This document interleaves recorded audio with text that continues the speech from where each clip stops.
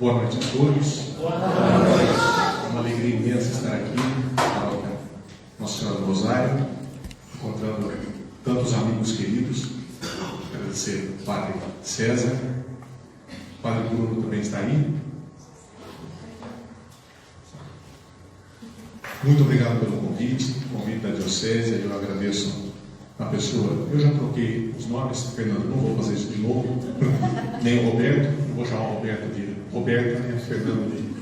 Mas enfim, agradecer a ambos pelo convite da Diocese, a paciência de todos os senhores, das senhoras estarem aqui agora à noite para a gente trocar uma ideia. Não é nada de palestra, não é aula de nada, nós vamos trocar um pouquinho de experiência a respeito de um tema que é tão importante para todos nós.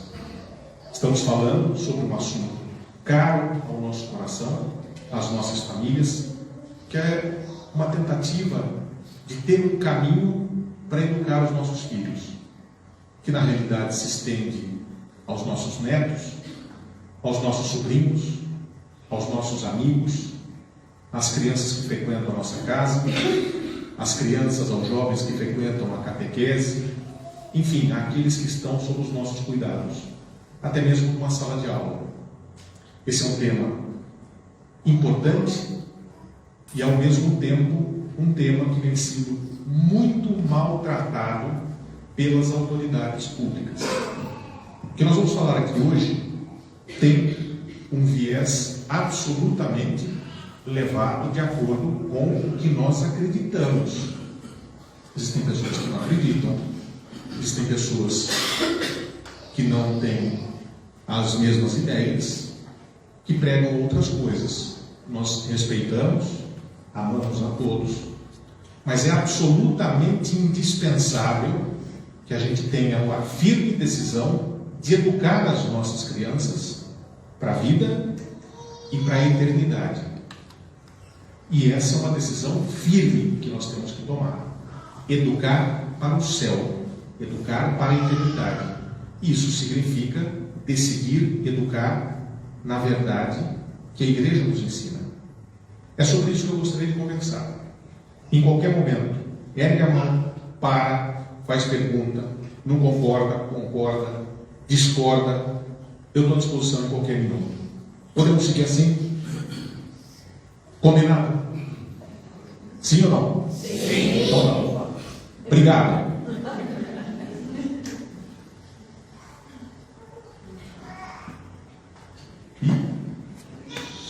Minha dúvida.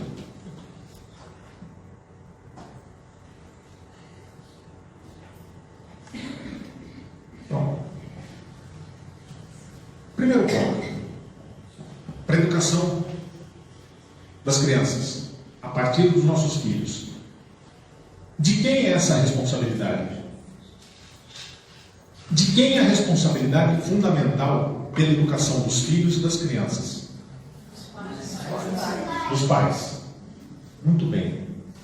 Lamentavelmente, no mundo de hoje, nós gostamos de terceirizar as responsabilidades. Nós achamos que deixar os filhos na escola, a responsabilidade passa a ser exclusivamente da escola. Nós achamos que deixar os filhos aqui na catequese, a responsabilidade é só do catequista ensinar a religião. E nós entregamos a responsabilidade para os outros. Eu tenho muita ocupação, porque eu trabalho muito, então a responsabilidade é só da minha esposa.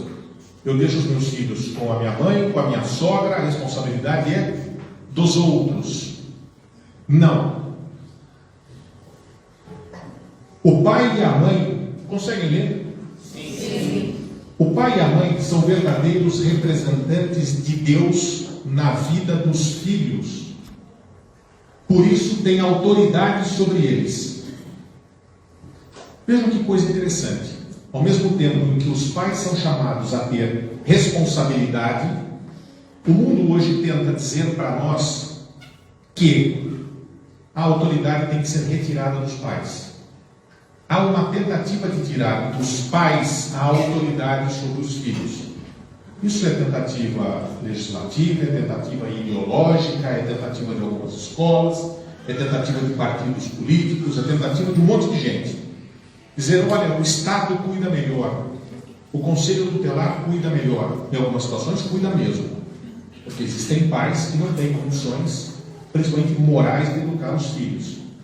Mas a autoridade primária e a responsabilidade primária é dos pais. Prossegue. É necessário que os pais cumpram muito bem a missão de educá-los para a sociedade e para o céu. Onde isso está escrito? Está escrito no catecismo. Não é aquele resuminho. É no livrão, que a gente costuma dizer. Aliás, fica a dica. Tudo o que vocês tiverem dúvida, procurem no catecismo. Lá é a melhor fonte de pesquisa. Existem livros excelentes, buscas excelentes. Surgiu dúvida, vai lá no catecismo. Tem resposta para tudo. Lá tem resposta, explicação, fonte de leitura, indicações de leitura. Procurem lá. Tem para todos os assuntos, se vocês tiverem dúvida. Né? Não procurem fonte, desculpem, no jogo de futebol, no bar, com o amigo da esquina, o vizinho. Né? Não perguntem onde a informação ou a desinformação vai nos tirar do rumo certo. O que diz o catecismo? O papel dos pais na educação dos filhos é tão importante que é quase impossível substituí-los. Quase impossível substituí-los. E que o direito e o dever de educação são primordiais e inalienáveis para os pais. O que quer dizer isso? É inalienável porque não há justificativa para você terceirizar. Evidente. Uma pessoa doente, durante o tempo de trabalho, você tem que ir se adaptando às necessidades e às contingências da vida. Mas isso não pode servir de desculpa para que a gente diga, não tenho condições de educar os meus filhos, ou o meu filho, ou por obrigação, olhar o que está acontecendo com um neto, com um sobrinho, com uma pessoa que frequenta a minha casa. No caso dos pais, é inalienável. No caso dos demais, ou por obrigação moral, ou até por dever de caridade. A obrigação fundamental, portanto, é dos pais. Está claro até aqui? Segundo ponto, educar para a sociedade e para o céu. Muitas vezes nós nos preocupamos em dizer, eu preciso educar o meu filho agora, imaginando o que é essa educação. É aquela formação da escola, aprender a ler, a escrever, se preparar bem para o vestibular, ir bem na faculdade, entrar numa faculdade, eu preciso juntar dinheiro para dar para ele um estudo, eu me mato para dar um estudo para o meu filho.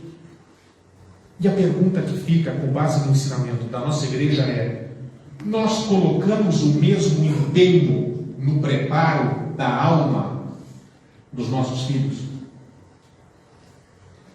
Eu gastei essa mesma energia, esse mesmo tempo, preparando o meu filho, ou o meu neto, ou aquele que estão sobre a minha responsabilidade, preparando a todos eles para o céu? Ou isso não tem problema? Eu só eduquei 5, 6, 7, 8, 9, 10, 11, 12 anos de idade, que é quando nós vamos formando a personalidade da criança, quando nós vamos marcando a alma da criança. Eu só falei em crescer, ganhar dinheiro, ter poder, desfrutar de prazer, ou eu ensinei essa criança que essa vida um dia acaba. E aí vem a eternidade. Aí é para sempre. Para sempre. Nós temos que dar aos jovens a noção de que aqui vai acabar. E quando terminar, o quanto eles vão ter na conta bancária ou se eles vão ter 1 ou 50 imóveis, interessa muito pouco. Nós educamos para o céu. Esse alerta do catecismo deve servir para nós, educadores, no momento de conversar com as crianças. Perguntem hoje para os jovens, 12, 14, 15, 18 anos, que perspectiva você tem da eternidade? Esse gordo é louco. Como é que é? Esse gordo é um ET. Está fora da casinha. Como é que nós estamos preparando essa juventude? Aí não aparece na igreja. Você fala de Deus, não responde. E a cabeça está em quê? Nós vamos falar um pouquinho sobre isso. Tudo bem?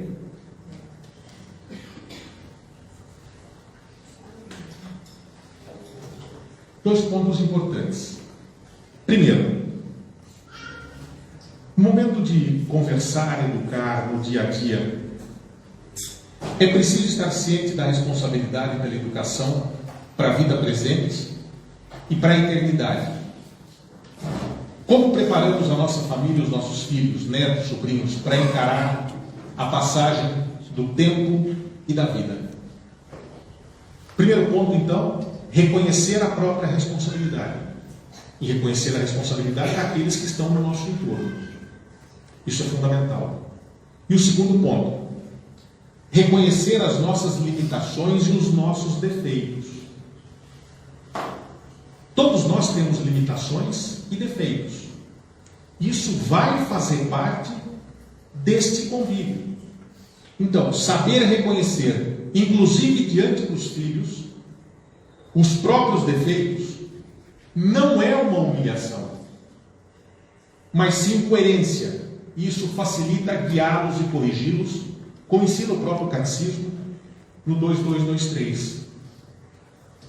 Às vezes, no ensino, nós precisamos corrigir os filhos, corrigir aqueles que estão sob nossa responsabilidade. E não reconhecer, em alguns casos, para aquela criança, para aquele jovem, para aquele adolescente, que nós temos limitações, nós também erramos, nós também temos defeitos. Saber pedir desculpas quando nós erramos. Filho, eu errei nesse ponto e vou retificar aquilo que eu fiz.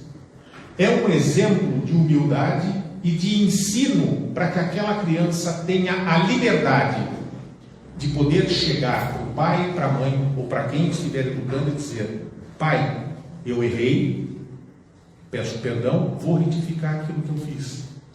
Esse é um aprendizado extraordinário, porque ele começa a aprender dentro de casa que diante de Deus ele também vai reconhecer o seu erro, vai pedir perdão e vai recomeçar. Ele vai entender que todos nós temos defeitos e que o caminho do aprendizado não é uma cartilha certa, não é um manual. A criança não vem com um manual de instruções. Nós não sabemos. Acho que nem vocês. Nenhum de nós tem um manual dizendo: siga esse caminho que vai dar tudo certo. Tem um exemplo que diz o seguinte: você pega 2 gêmeos univitelinos, é o mesmo óvulo, mesmo pai, mesma mãe, mesmo DNA, mesma educação, o mesmo leite que amamenta, mesmas sensações, mesma educação dentro da mesma casa, o mesmo carrinho, dividiu a mesma roupa, as mesmas experiências de vida. Aos 20 anos de idade, um é um santo, o outro é um demônio. O que aconteceu? Não aconteceu nada. É a natureza humana. São as misérias humanas. Não tem um manual de instrução. Nós temos que lutar com as nossas experiências, com a experiência dos outros, para tentar seguir um caminho. E muita fé. 2 pontos para a gente seguir. Posso seguir?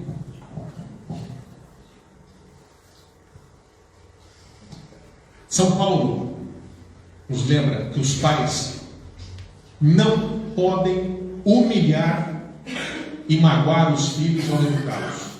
O que ele diz? E vós, pais, não deis a vossos filhos motivos de revolta contra vós, mas criai-os na disciplina e na correção do Senhor. Não significa que é para não dizer nada para a criança, não dizer que ela não errou, que não tem problema nenhum, que tudo está certo, que pode tudo na vida, que não tem que às vezes dar um puxãozinho de orelha. Não é isso não. Mas tem que criar na disciplina e na correção. Do ensinamento de São Paulo, eu fiz questão de separar algumas coisas. Primeiro, é a obrigação de educar. Está claro isso. O pai, a mãe, ou os irmãos têm a obrigação de educar as crianças. Primeiro ponto. Passar bons ensinamentos, práticas, conhecimentos. Segundo, corrigir os filhos quando necessário. Corrigir os filhos quando necessário. E aí, uma parte prática de São João Bosco. Se queremos saber mandar, temos primeiro de saber obedecer.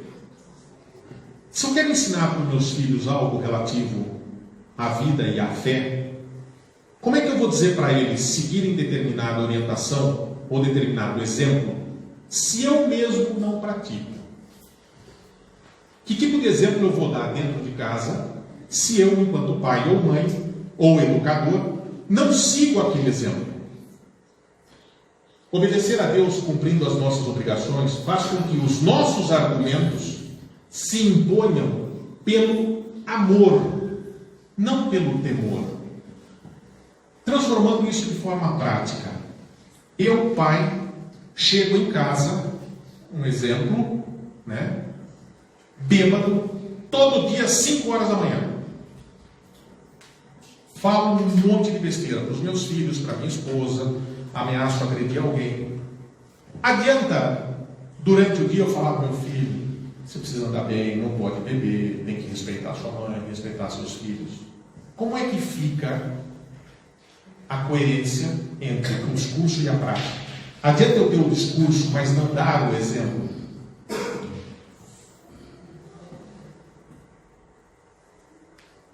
Eu estou dando um exemplo bastante radical, porque as crianças, 2, 3, 4, 5, 8, 10, 12 anos, a cabeça deles é um HDzinho, é um banco de dados limpo, zerado.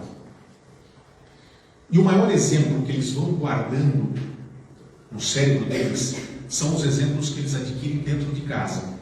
Para eles a inspiração são os pais. E marca muito o que os pais falam, mas marca principalmente o exemplo. Às vezes a gente acha que eles não prestam atenção no que nós fazemos. Eles prestam atenção em tudo. E vão testando a nossa paciência. Eles chegam para a mãe e vão colocar o dedo na tomada, Não põe o dedo na tomada, ele tira. Não põe, ele tira. Aí vai, assim, não, vai dar choque. Não tem jeito. Até o dia que ele enfia o dedo, toma o choque, aí ele sabe que não podia enfiar porque ia dar choque. Mas ele já tomou uma sanção. A sanção era o choque. Ele aprende que a ação errada tem consequência. E a mãe, com muito amor, estava educando. Virou o Código Penal. Então, o exemplo dentro de casa é importantíssimo.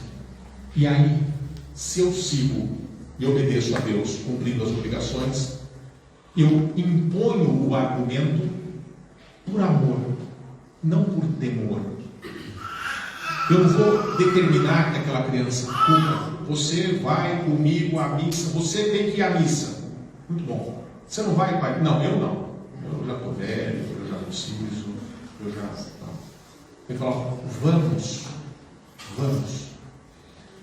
É dando o exemplo, é arrastando, é levando junto. Tudo bem? Segundo, utilizar da caridade. A caridade é uma forma extraordinária de educação. É abraçar, é dar amor, é compreender, é dar uma palavra de carinho, de compreensão, é abraçar com palavras e entender. Muitas vezes é até pensar que, da mesma forma que Deus nos perdoa, porque eu erro pra caramba, mas bom, Deus deve ter uma paciência imensa comigo. Quando os nossos filhos cometem os erros e estão em aprendizado, nós temos que ter exatamente, pelo menos uma imagem dessa caridade, desse amor de Deus por nós. Eles vão errar, e vão errar de novo, e vão errar de novo.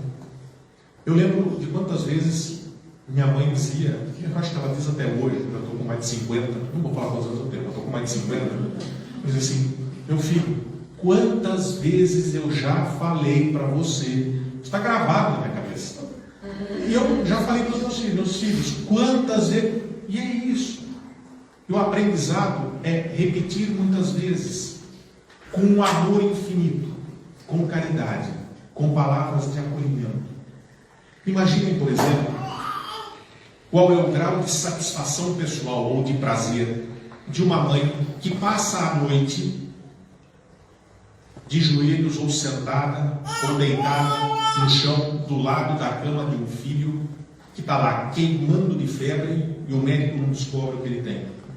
Ah, mas a mãe sente um prazer extraordinário de ficar do lado da cama do filho a noite inteira sem dormir, desesperado. Não sente, né? A mãe fica porque ama. E para ela vale todo o sacrifício ao descobrir que às 6 horas da manhã o filho está sem febre. E valeu o sacrifício. E ela vai levantar, vai dar conta da casa, vai dar conta do marido, vai dar conta de tudo e vai estar com o coração cheio de amor. Por quê? Porque essa qualidade de amor é um amor insuperável. Então, é disso que se trata. É esse tipo de amor. Colocar o amor para ensinar, para entender, para corrigir, para educar. Isso ajuda, para não dizer que salva a educação de uma criança. Porque erros irão acontecer. Todo mundo. Segundo ponto, com caridade. Terceiro, isso aqui no dia de hoje, nos dias de hoje, para nós é uma vitória, né? Utilizar da paciência. E haja paciência. Nós não temos mais paciência com ninguém. A gente fica no WhatsApp, manda a mensagem para alguém, ou alguém manda a mensagem para a gente, e com um nervosismo enorme, depois de 7 minutos, outra mensagem. Eu mandei uma mensagem para você agora e você não respondeu. Eu acabei de entrar no médico, 7 minutos depois. Não, mas é urgente. Como é que eu vou saber se é urgente 7 minutos depois? Né? Então é assim, nervosismo. Nós não esperamos a hora e o lugar correto. Corrigimos um filho na frente do outro. Isso é péssimo. Nunca um filho na frente do outro. Nunca na frente de outras pessoas. Nunca. Isso diminui a criança, isso humilha a criança, isso deixa a criança num estado de retração, isso prejudica o aprendizado. Espera, enquanto não acalmar a sua alma, quando você não estiver sereno o suficiente para conversar com a criança, não faça a correção. Essa correção tem que ser uma correção muito fraterna, tem que ser uma correção serena, sem nervosismo. No estado de nervo, nós corremos o risco de dizer coisas que não podemos, não devemos, e até utilizar de meios absolutamente inaceitáveis, inclusive desproporcionais. Está claro isso? Então, hoje o mundo nos cobra. É o chefe que cobra, o banco que cobra, a televisão que cobra, o celular que cobra, o trabalho cobra, o marido que cobra, a esposa que cobra, o filho que cobra, todo mundo cobra rápido e quer resposta rápida. Calma, calma. Na hora de educar os filhos, muita calma. Respira, reflete, pensa. Qual é o melhor caminho que eu devo seguir para falar sobre este assunto? Opa, teve um problema na escola. A professora disse que... E aqui nós estamos falando dentro da Igreja Católica, então eu vou falar de um assunto que interessa para todo mundo que tem filho ou cuida de filho que está em período escolar. Tudo bem? Foi falado, inclusive, hoje, durante a homilia, pelo sacerdote que celebrou a missa. Né? Um assunto que hoje pulula à vontade dentro das escolas. Né? Toda forma de casamento vale como se não tivesse nenhum tipo de significado. Pode casar do jeito que for. Né? Então pode casar gente com animal, com árvore, ou pode, faz o que quiser. Né? No entendimento da nossa fé, o casamento é celebrado entre homem e mulher. É isso? Alguém tem dúvida de que a igreja prega isso? Não. Tá bom. Então por que quando dizem para os nossos filhos na escola que ele tem que desacreditar disso, nós ficamos quietos?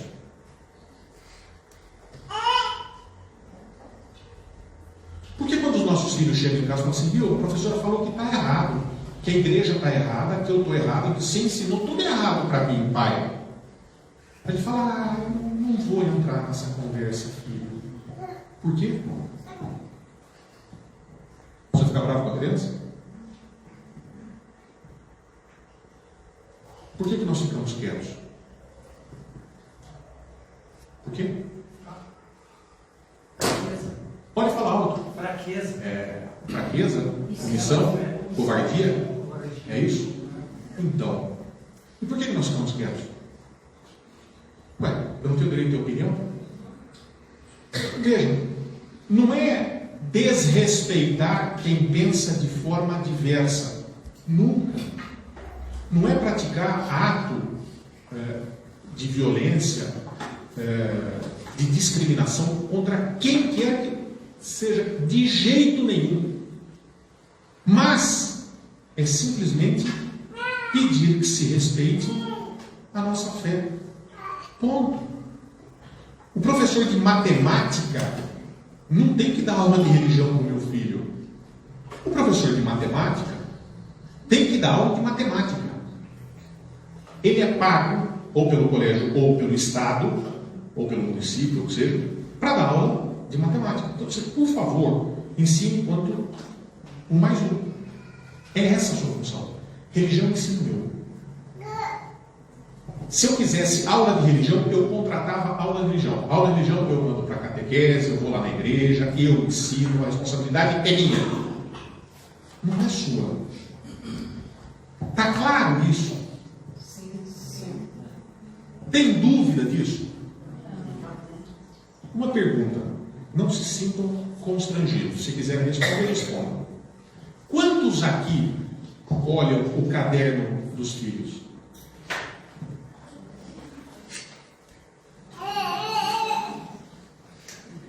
Nós vamos falar sobre isso um pouquinho.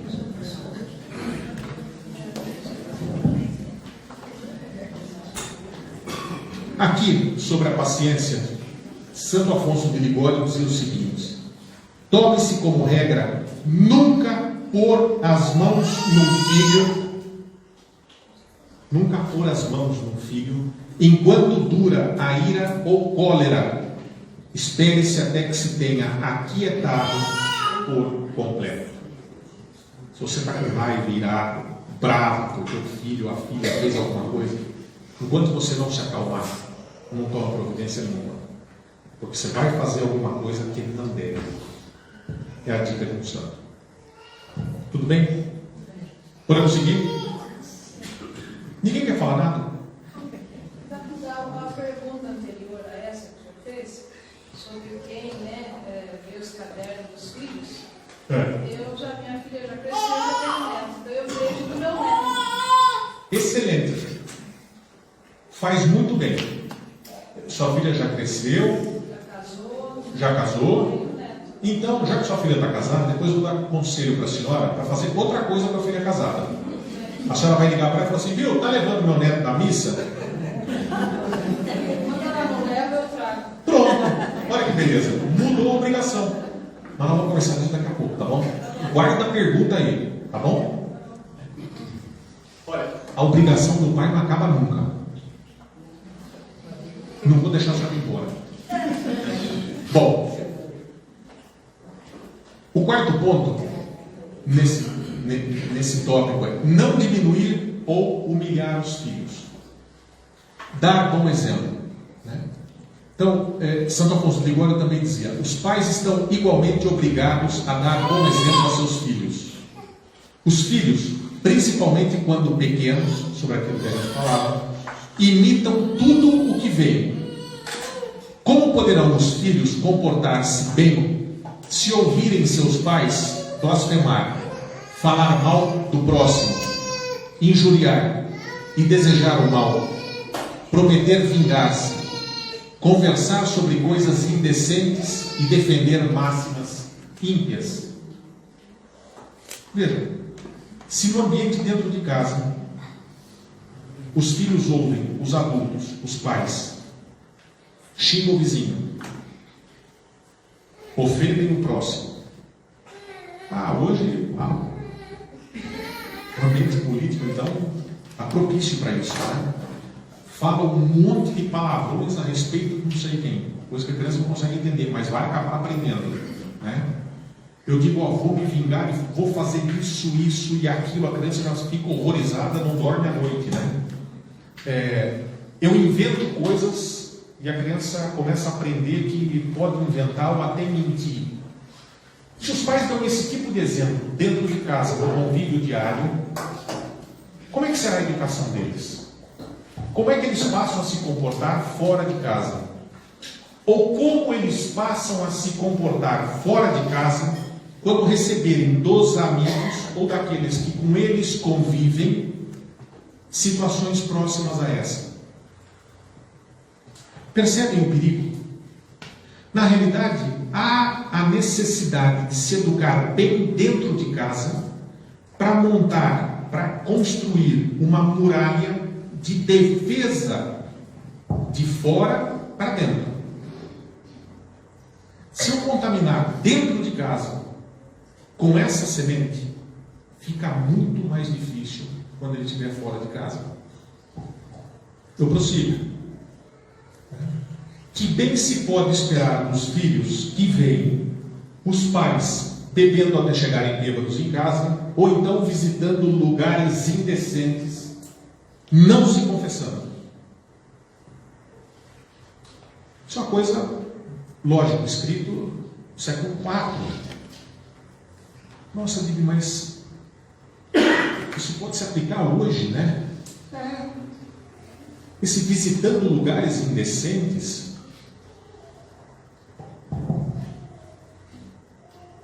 Quantos filhos veem o pai visitando lugares indecentes através do celular ou do computador? Lamento, mas eu vou tocar no assunto. Quantos filhos sabem que os pais visitam coisas indecentes através da internet? Às vezes dia e noite. Horas. Não só visitando, conversando, pagando por coisas indecentes. Que tipo de exemplo um filho que vê, participa, quando não o pai mostra, achando que está preparando o filho para alguma coisa? Que tipo de futuro eu vou esperar dessa criança? Eu sei que é pesado. Padre, me perdoa, mas eu preciso tocar nesses assuntos. É importante porque se nós não falarmos desses assuntos, né, passa batido, às vezes a gente acha que está tudo certo. Não está certo. Da mesma forma, quando o tio legal, o outro parente, o amigo, o parceiro do futebol, você, não, eu vou dar cerveja para ele, mas tem 4 anos, não, só vai tomar um golinho para ele ver como é que é.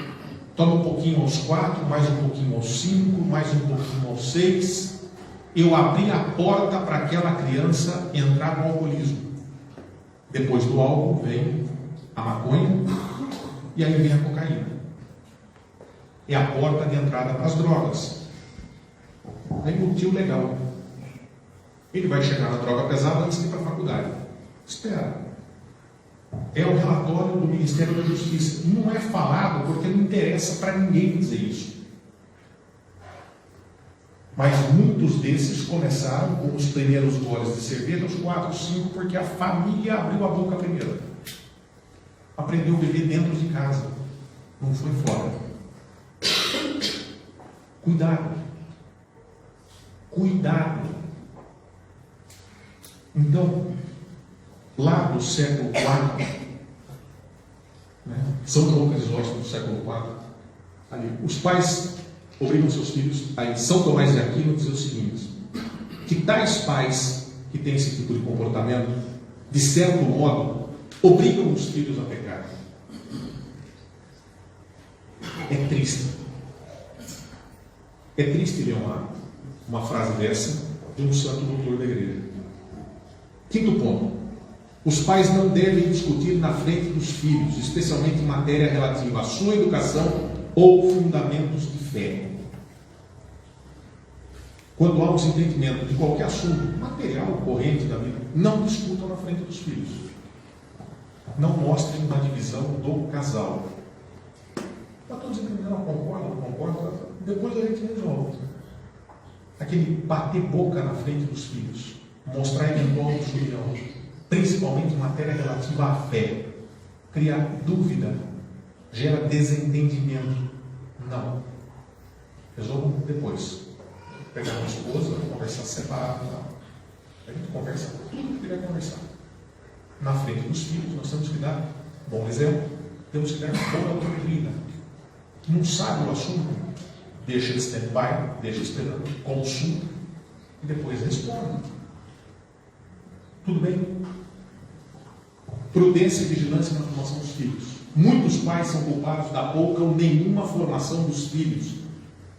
E aí, de novo, São João Crisóstomo, ele dizia, quando se trata de seus cavalos, eles mandam aos cavalariços que cuidam bem deles, e não deixam que cresçam sem serem domados. E desde cedo põem neles freios e outros arreios. Mas quando se trata dos seus filhos, deixam-nos soltos por todas as partes durante muito tempo, e assim perdem a castidade, se mancham com desonestidades e jogos e desperdiçam tempo com espetáculos morais. Eu vou fazer uma pergunta. E, por favor, respondam com toda a sinceridade do mundo. Quanto tempo alguns pais gastam nos celulares ou cuidando do pet, do cachorrinho ou do gatinho, e não conseguem passar 2 horas por semana estudando junto com o filho? Podem responder.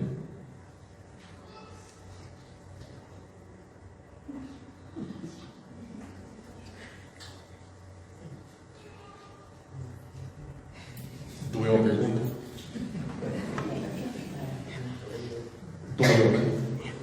Doeu a pergunta.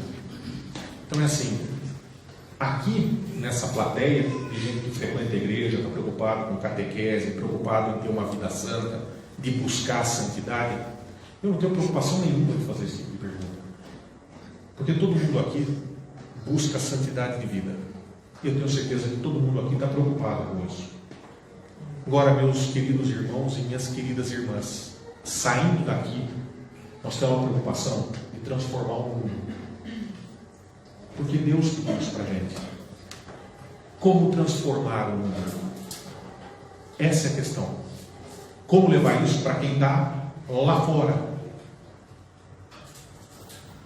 Esse é um desafio extraordinário. E explicar para as pessoas que cuidar do cachorro, olha, eu adoro cachorro. Tenho nada, eu amo cachorro. Acho eles adoráveis. Mas hoje as pessoas escrevem no Instagram e no Facebook, cachorro igual filho. Viu? Está tudo errado. Cachorro não é filho. Filho é gente. Se a gente colocar uma foto um do lado do outro, gente e cachorro, qualquer pessoa minimamente inteligente vai perceber que não é ser humano. Precisa desenhar isso. Cachorro não é gente. Filho é filho. É difícil de dizer isso para um ser humano normal. Não, mas eu amo. Não. É que os valores estão invertidos. As pessoas não querem ter filhos, mesmo tendo jurado isso diante do altar, e secam a fonte da vida, porque filho dá trabalho. Então preferem ter um pet né? Porque pet é descartável quando não quiser mais. Difícil dizer isso, né? Mas eu vou dizer. Eu sou chato pra caramba. Então, ao invés de ser pai de uma criança que é uma graça extraordinária de Deus e que está aberto à fonte da vida, é pai de pet. E aí pet igual filho, que na verdade é uma frase que se põe na internet como um alento para a consciência própria.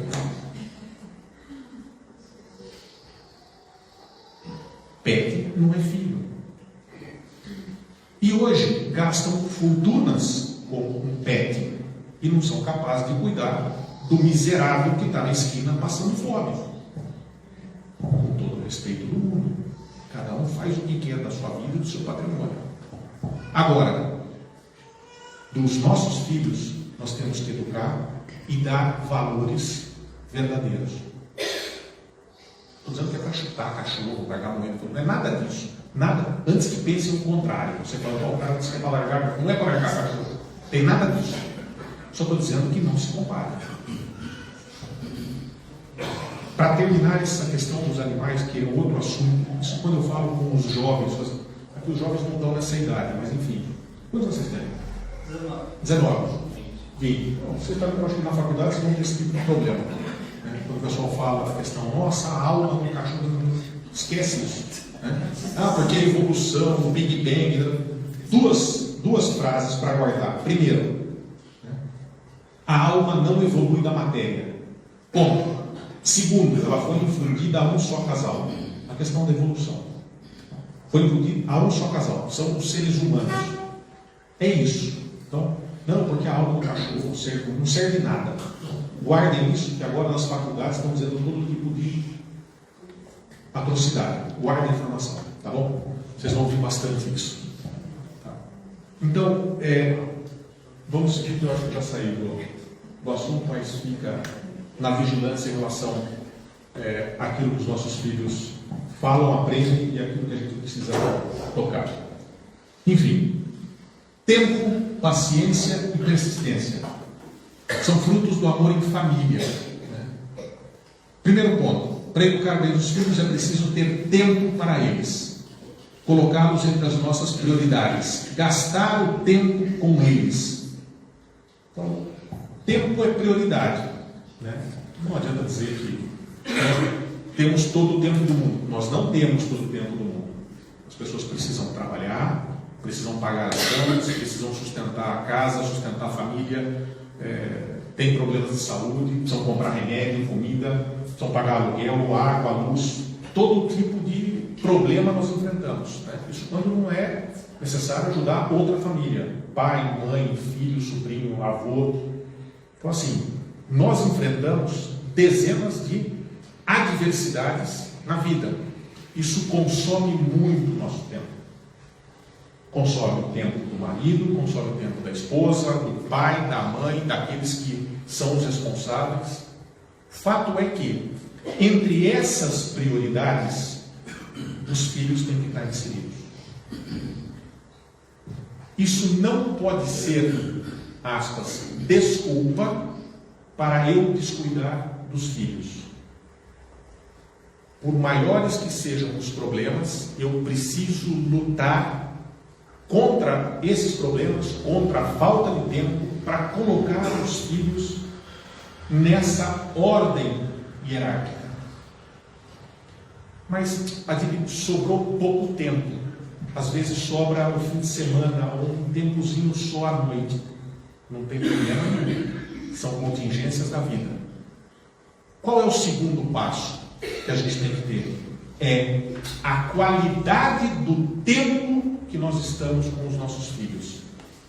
Sobrou durante a noite, durante esse tempo sobrou 40 minutos, aí ele vai dormir, está cansado, está arrebentado, são 40 minutos, Faça com que esses 40 minutos sejam os melhores 40 minutos do dia dos seus filhos.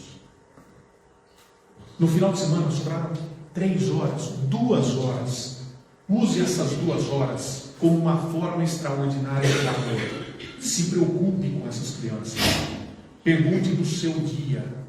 Pergunte das suas ideias. Fale sobre a vida, fale de coisas sobre o amor, fale das coisas de Deus, fale da família, fale dos amigos, fale das companhias.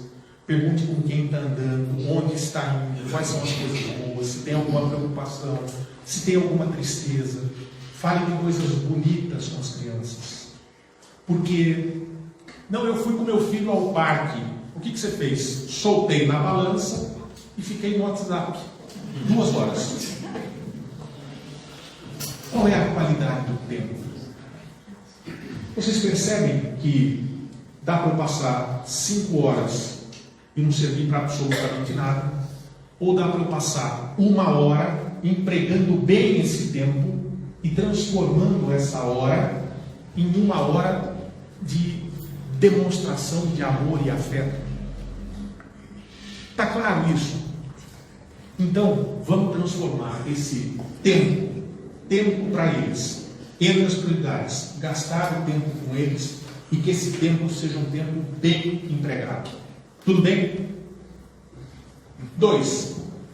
Sem estar na presença deles é impossível educá-los. Por isso é uma atividade que exige observação e atuação.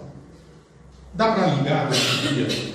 Filho, onde você está? Estou em tal lugar? Ah, que bom, olha, te amo, fica com Deus, tal, como é que você está? Ah, tudo bem. Saiu estudando fora. Ah, filho, como é que foi hoje? Estudo? Ah, foi bem, tá ótimo, a gente se fala mais tarde. Uma conversinha, uma mensagem durante o dia, tudo isso é muito bom, porque sente o amor, sente o carinho, a presença. Mas estar presente fisicamente, muitas vezes é imprescindível. Por quê? 2 coisas. Primeiro, observação. Observando os nossos filhos, os nossos netos, os nossos sobrinhos, quem está sob a nossa responsabilidade, nós conseguimos descobrir como eles estão. Tristes, alegres, depressivos, com medo, preocupados, sob pressão de alguma coisa. E aí, para os homens mais ou menos, mas para as mulheres muito mais. Não é que a mulher tem um 6º sentido. A mulher tem um 7º, 8º, 9º, 10º sentido. Né? Eu, quando morava em Campinas, fazia faculdade, quando eu tinha alguma coisa de saúde, minha mãe ligava, eu dizia alô, ela não respondia, ela falou assim, o que é que você tem? Eu falei assim, meu Deus, como é que a senhora descobriu? Não precisa dizer. 60 quilômetros de distância, ela sabia que eu não estava bem. E como explicar isso? Né? É que mãe é uma coisa de Deus. Né? Não tem outra explicação. E a mãe sente. Não precisa estar a 200 quilômetros. Você estando junto, a mãe bate o olho, ela sabe. Ela sente. Então acompanha, observa. Né? Inclusive para dar o rumo, para saber. E estando presente, nós conseguimos observar a conduta, a preocupação e saber o momento certo de corrigir. Saber o momento certo de chegar para o filho, abraçar e falar, filho, o que está acontecendo? Não está acontecendo. Filho, o que está acontecendo? Alguém está te pressionando? Aconteceu alguma coisa? Se nós não gastamos tempo com os filhos, ou melhor, se nós não investimos tempo com os filhos, eles vão crescer, essas coisas vão acontecer e nós não vamos ficar sabendo. Está claro isso? Os olhos têm que estar abertos. Para educá-los é preciso acolhê-los e acolher os seus amigos, não empurrá-los para fora de casa. Outra coisa pesada, mas vamos tocar nesse assunto.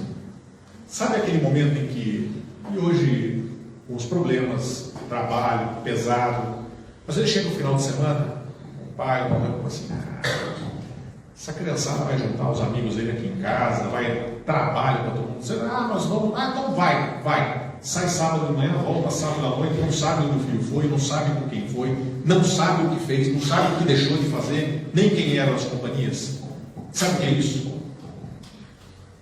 Vamos trocar isso em palavras corretas? preguiça, poltronice, falta de vontade, descumprimento da obrigação de pai e de mãe. Pesado, né? Tudo bem, vocês podem ficar bravos comigo, mas a gente precisa chamar as coisas pelos nomes. Para educar bem tem que ser o contrário. O pai sabe esse fim de semana, filho, traz seus amigos para casa. Ah, mas vem, vocês vão jogar alguma coisa, dá para fazer aqui em casa? Né? Traz o filho, traz a filha, traz os amigos, traz as amigas, deixa eles ir para casa. Você começa a conhecer quem são, com quem estão andando, quem são as crianças, o que falam, qual é a conversa entre eles, que tipo de amizade eles têm, o que pensam essas crianças. Então, não empurra para fora, traz para dentro de casa. Até porque vai chegar um momento em que eles vão sair, vão para a rua, vão para a balada. Nós temos que saber com quem vão sair. Temos que saber quem são as companhias. Ah, não, mas não pode perguntar. Hoje não pode saber. Hoje é proibido perguntar. Proibido para quem? Proibido para quem? Para a sociedade de hoje? Isso. Aí depois vai buscar o filho na delegacia. Se ainda tiver na delegacia, né? Não tiver na IML. Tem que saber onde seu filho vai. Não, meu filho tem 14 anos, eu não posso perguntar para ele. Como? Não vai perguntar onde seu filho vai? Cuidado. Cuidado. Tem que perguntar. Filho, onde você vai? Que hora você vai? Que hora você volta? Com quem você está andando? Quantos pais já salvaram a vida dos filhos com perguntas simples, que não demonstram tentativa de invasão de liberdade de ninguém, que demonstram amor? Essa é a realidade. Tudo bem? Acima de tudo, é preciso saber conquistá-los. Não com o que se dá a eles. Não é com presentes, com trocas. Não é com objetos materiais. Não é isso.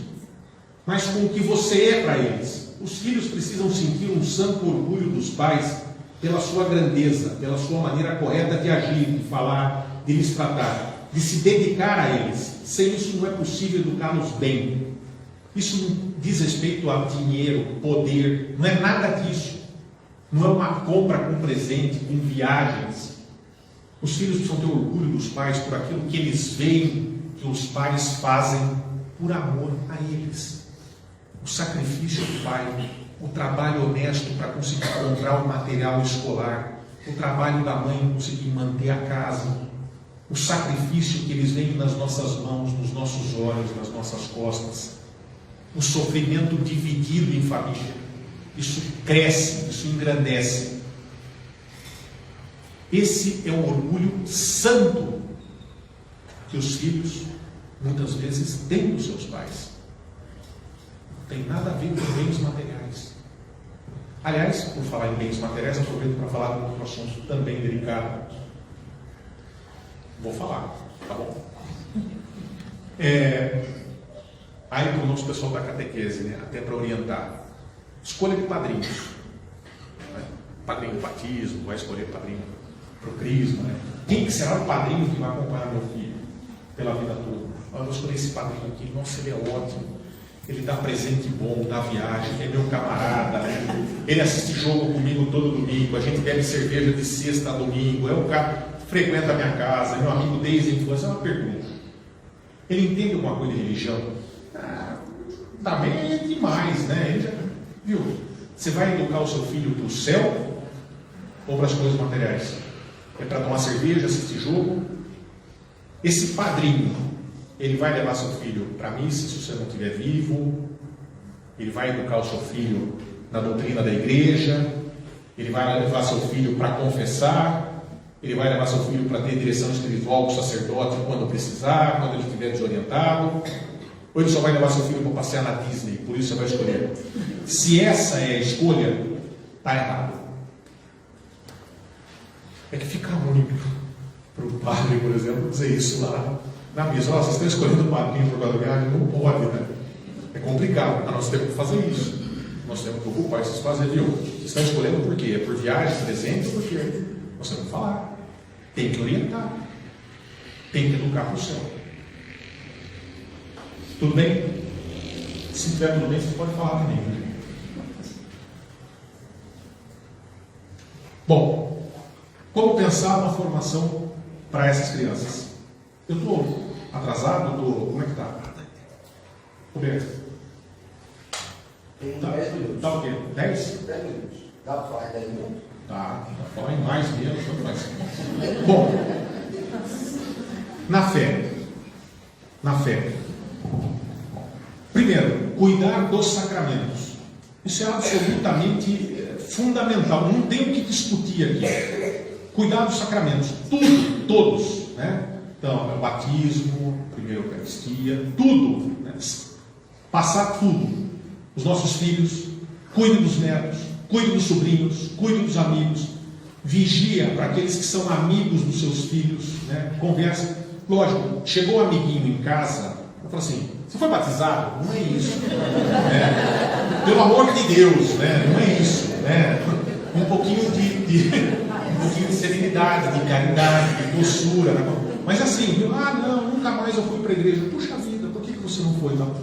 Muita caridade na aproximação, nessa forma de apostolado, né? De trazer as pessoas, de aproximar as pessoas. Então, primeiro dentro de casa. Se a gente não cuida dentro de casa dos sacramentos, cuidará fora de casa.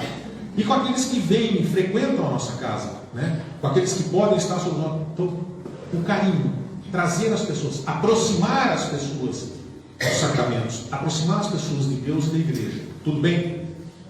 Oferecer leituras e livros, leituras espirituais, livros de boa qualidade.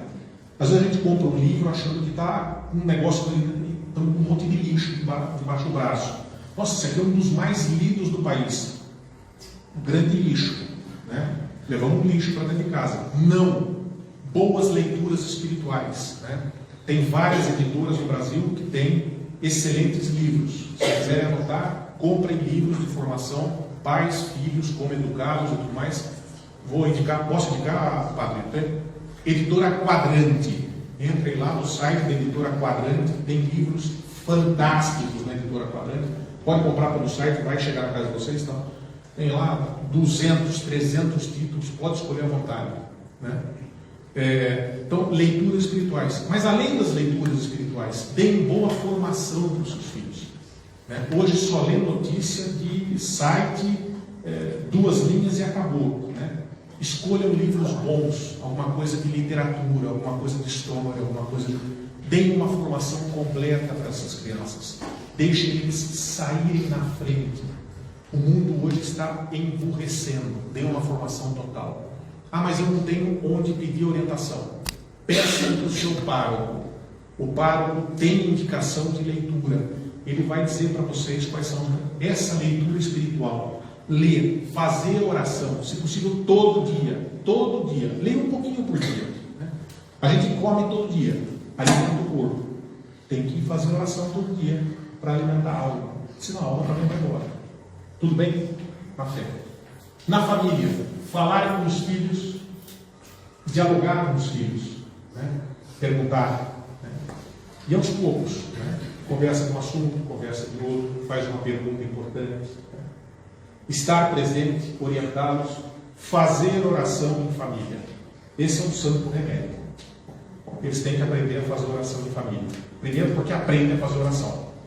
Quando a criança hoje, 8, 9, 10, 12, 15 anos, não sabe orações básicas, né? Então, fazer oração em família. E ensinar oração por oração. Mas algumas são repetitivas. E é exatamente nessa repetição que nós vamos ganhando constância. Nós vamos ganhando amor à oração. Tá? Na escola, acompanhar os estudos, as tarefas, os trabalhos, as ideias, as conversas. Não ter receio de discutir assuntos relativos à fé. Não ter receio. Então, descobriu, o filho chegou, deu notícia, estão falando de tal assunto. Olha, o professor de física disse que tem que liberar o aborto. Então, pai, vocês estão por fora porque tem que liberar o aborto. Aqui todo mundo sabe qual é a posição da igreja em relação ao aborto, né? Não precisamos discutir esse assunto. Então nós já sabemos que a igreja defende, que na verdade é o que decorre dos mandamentos. Não dá para defender o homicídio dentro da barriga da mãe, né? A filha, sabe, a gente vai discutir, não, filha, está errado, diz por que está errado, ensina a verdade, tira um tempo do nosso tempo, vai à escola, eu quero conversar com a professora e com o coordenador. Olha, por gentileza, esse assunto é um assunto que eu trato dentro de casa com a minha filha. Esse assunto diz respeito à fé, né? Você é professor de física, você dá aula de física. Não há porquê. Você tem um programa a cumprir aí que é relativamente ao MEC. Então você dá aula para aquilo que o MEC determina, né? Esse assunto diz respeito à fé, se a igreja está certa, é o seu problema meu, né? Então, é dessa forma que tem que ser tratado. Até porque os filhos precisam saber que eles devem defender a própria fé. Lembram do exemplo? Se eles não virem os pais defendendo a fé, eles não vão defender.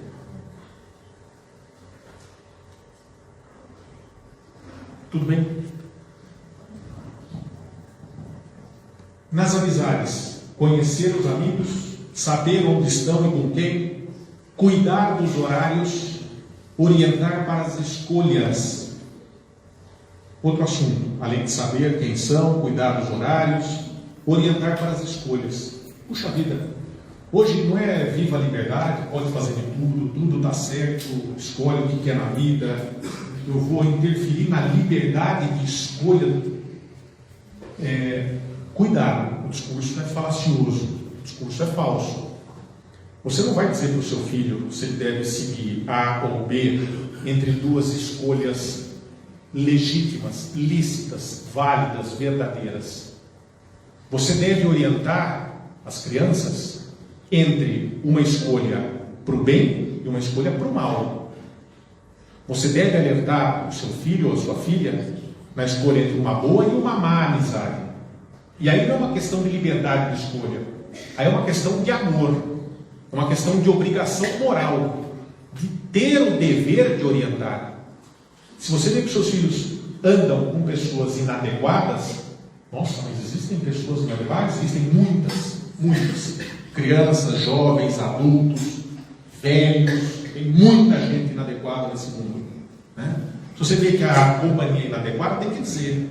Se seu filho vai fazer uma escolha ruim, tem que dizer: olha, eu escolhi tal profissão, cuidado, essa profissão, são poucas, mas existem, né? Você vai produzir determinado material que não está de acordo com o que nós imaginamos, com o que nós defendemos. Você vai produzir determinado material, por exemplo, me perdoa a presença das crianças, que tem conteúdo pornográfico. Esse trabalho não te serve, meu filho. Esse trabalho não te serve, minha filha. Onde você vai colocar a sua vida e a sua alma? Eu não posso interferir, mas minha filha tem 40 anos, eu não posso. Não pode. Você não pode se interferir. Você tem que falar. Porque se nós temos a responsabilidade, um dia seremos cobrados disso. E seremos cobrados mesmo. Quanto tempo nós vamos viver mais?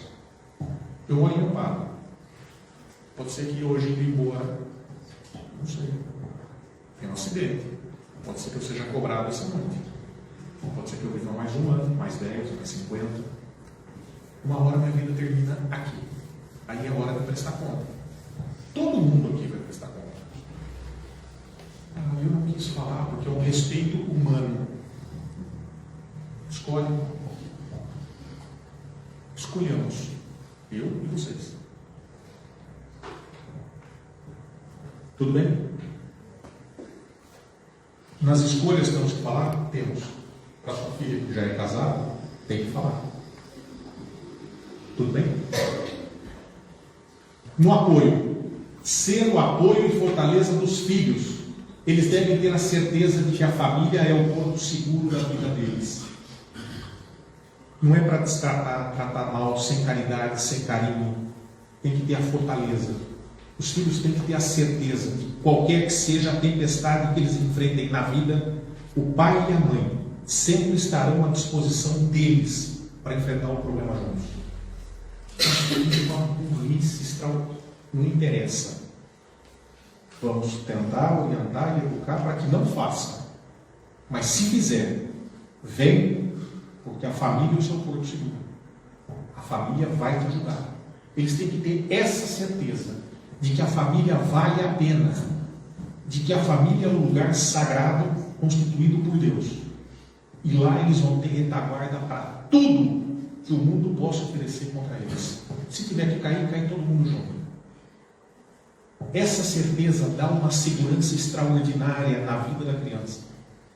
Vocês veem quando a família está andando na rua, tem um cachorro bravo, aparece alguma coisa estranha, a primeira coisa que a criança faz, ela corre e agarra na perna da mãe ou na perna do pai. Não sei se a mãe é dominadora de cachorros, se o pai é um grande dominador de leões. Não interessa. O pai pode ser gordo, vai correr menos que a criança. Não está nem aí. O fato de se agarrar à figura, à imagem do pai ou da mãe, dá a sensação de segurança para a vida daquela criança. E eles têm que crescer com essa sensação. Não podemos frustrar isso na vida das crianças. Tudo bem?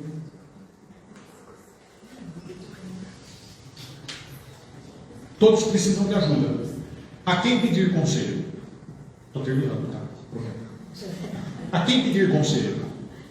Olha que eu estou com um problema em casa, no meu casamento, com um filho e tudo mais.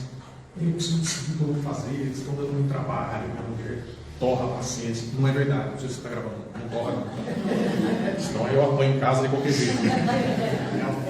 E aí eu vou pedir conselho para quem? Eu vou pedir conselho para aquele amigo meu, que eu sei que tem, nesse mês de abril deve ter 9 esposas, né? Não está nem aí no casamento, não se preocupa com nada, bebe mais que um alambique, né? Bebe mais que um motor de Opala, assim que fala, né? Aí eu vou pedir conselho para ele, né? Para quem que eu vou pedir conselho? Sobre como resolver o problema, sobre como cuidar dos filhos. É para ele que eu vou pedir conselho. Então é assim, cuidado para não pedir conselho para quem eu já quero uma resposta dirigida. Porque o ser humano é assim.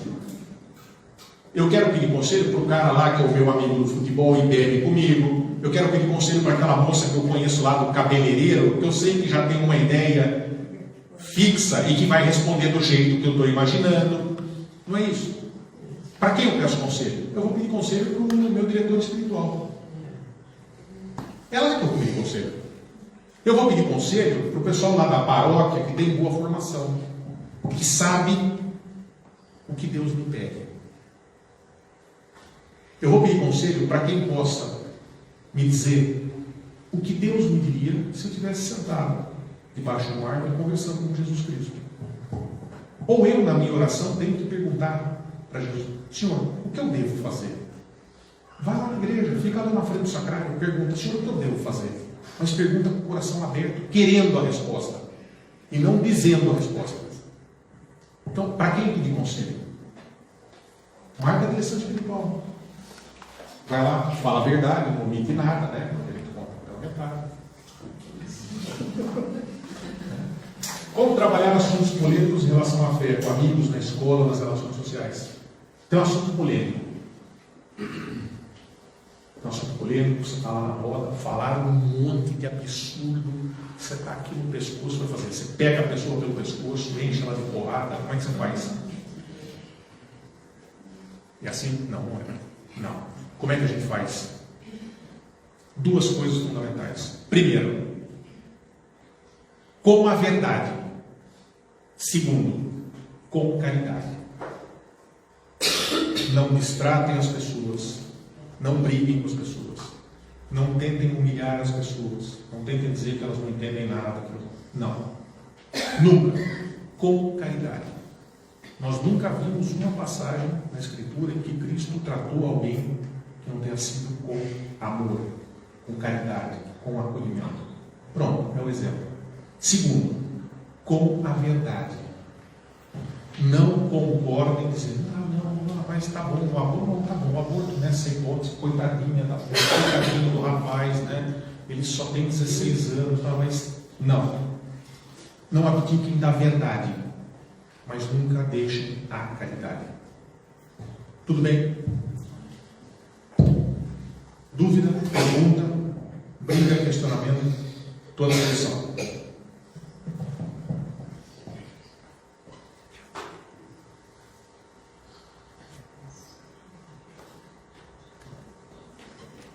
Pergunta. Tem uns 10 minutos? Perguntas? A pessoa está comendo perguntar. Não, pode ir.